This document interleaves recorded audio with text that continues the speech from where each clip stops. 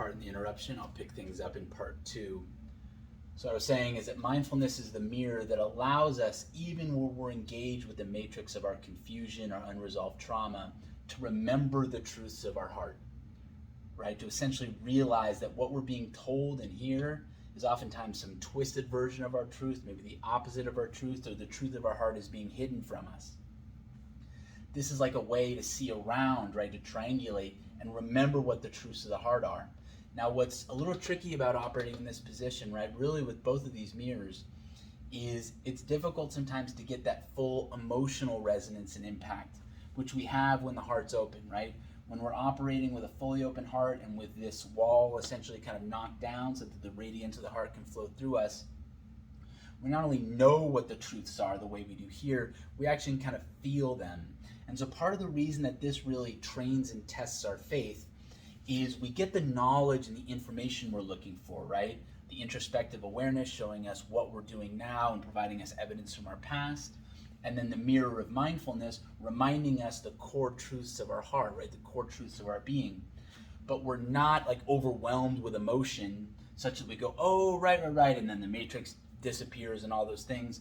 It's really more like a flash of insight, a flash of awareness, and we kind of go, that's right. And then we find ourselves where we always are, right, at that fork in the road, right? What choice do we want to make? How are we going to act? Are we going to act in alignment with this? Are we going to act in alignment with this? Are we going to gauge where we're at by looking here or looking here? And then when it comes time to make a choice, right, to engage with another person and make a decision in our life, what energy and what information do we act from? Here, right, our confusion, our trauma, right? Or essentially the best sources of truth we have when we're enmeshed with the matrix, the mirror of mindfulness reminding us the truths of our heart, the mirror of introspective awareness, giving us a much more honest picture of where we're at and where we've been. And God, it's just such a tricky thing because these emotions, as they're surging and swirling us, can be so powerful, and they resonate with what's going on in here, right? So if we kind of look into our energy state at a time, into our emotional state, and we act in resonance with that, if the emotional state and the cognitive state we've been having is this, then when we act that out, even with the benefit of the information from the mirrors, we'll still essentially act out our confusion and make choices that tend to result in harm to ourselves and harm to others. And so one of the disciplines and one of the things we learn the more and more we practice this is, first of all, being able to recognize and trust the information we're getting out of our trustworthy mirrors, and then to remember that it's not simply enough to remember. Oftentimes, we're still then faced with the difficulty of these swirling emotions, these impulses, these urges, these temptations. And so it's using both the recognition and then our choice power, right? Our willpower, our remembering and our choosing again and again. I'm going to align myself with the objective truth of my reality and with the chosen truths of my heart, and not allow myself to get pulled again and again into this kind of trap, this kind of eddy of basically working out my unresolved trauma out on the world unconsciously, right? Inflicting that trauma outwards into my body, into my relationships, into my way of being. And if instead, though, we're trusting our objective truth, trusting our subjective truth, and using this to guide our choices and actions, right? Using this to help kind of guide our attitudes, then we go a lot farther and we see a lot of progress and a lot of growth and a lot of development instead of staying stuck in our old cycle. And because what's tempting is we want the guardian angel to swing down and basically to always keep us on these and always keep us pointed toward truth. And I do think in moments of grace we do experience it, this happens.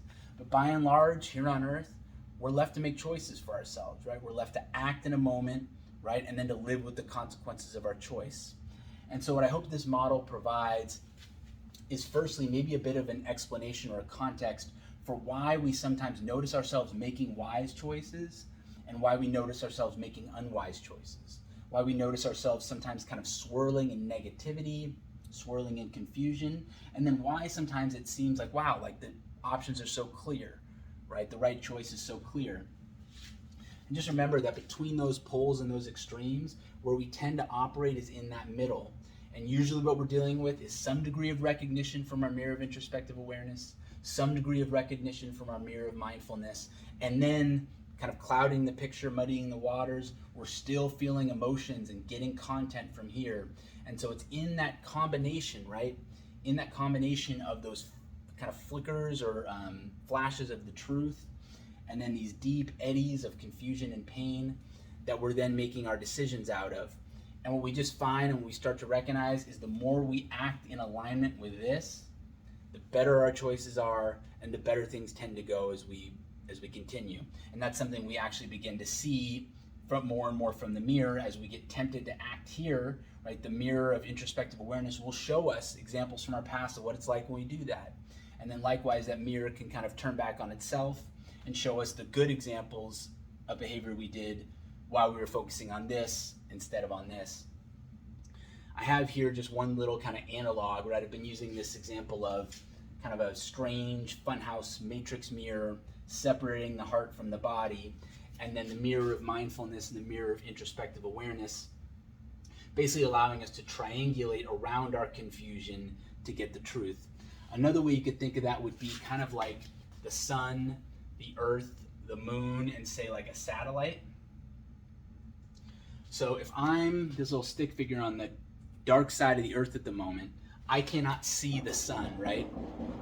But what I can do is I can actually see the sun's rays as reflected off the moon. In other words, the light of the moon, the brightness of the moon, even though of course it pales in comparison to that of the sun, is still providing me evidence of the sun's existence and is kind of providing me, again, by reflection, a sign of the sun's radiance, a hint of the sun's radiance.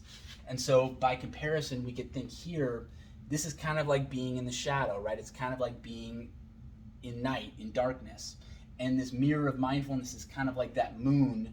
Yes, it's not the full radiance of the sun. It doesn't have all that warmth that we're hoping for, but it does at least remind us that the sun is there.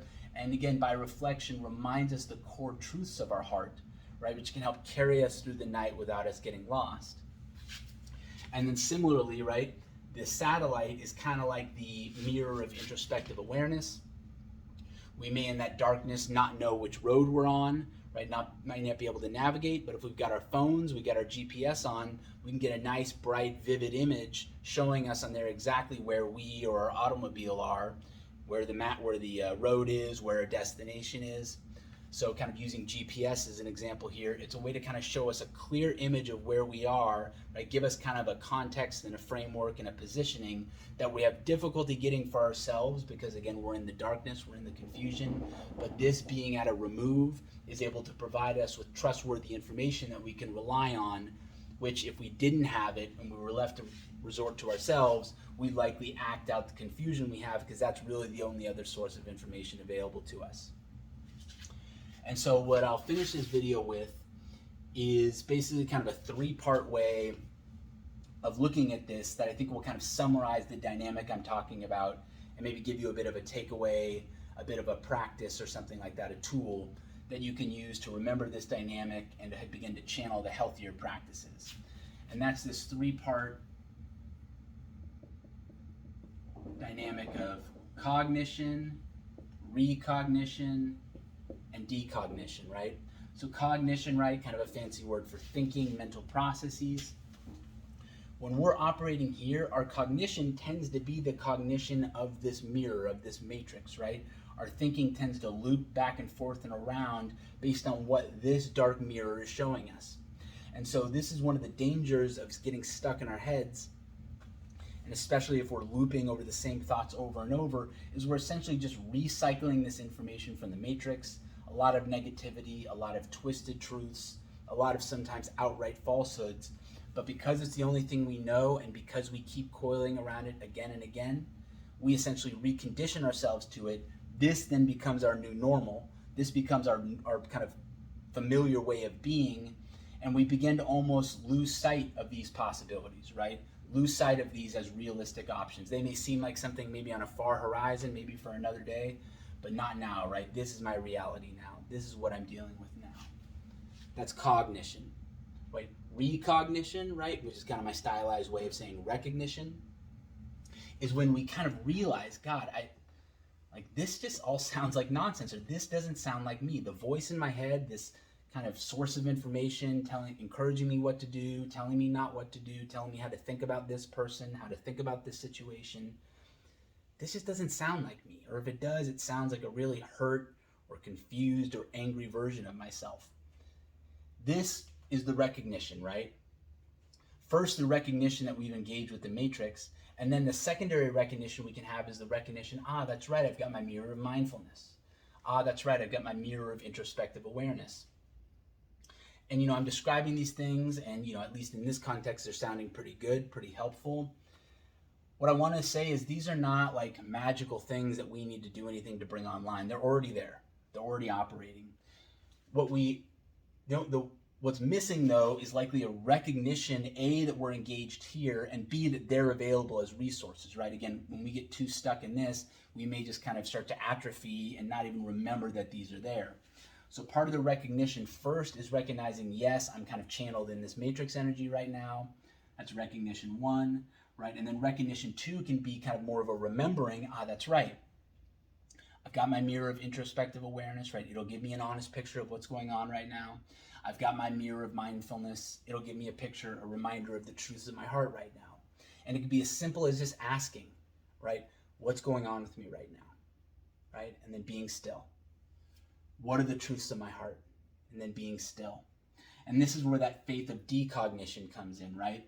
Because we may recognize we're in the matrix, say, that's right, okay, I want that mirror of introspective awareness, good, I'll take one of those, and can I get a large mindfulness mirror to go as well? And sometimes we think, okay, well, I've said the magic words, right, I have the right idea, and then what happens is we'll take that recognition and then loop right back into cognition, right? We kind of just think, okay, well, I've asked for it, and so that should be enough. What I think the missing step often is we've recognized we're in the matrix, we've kind of recognized these mirrors are there. It's then helpful to do a little decognition, right? Break the stream of thinking, right? Break that kind of runaway train of thought. That feeling of always need to kind of be on top of, what are my thoughts saying? What am I being told to do now? Right? How do I think about this? How do I feel about that? Right? Once we've recognized,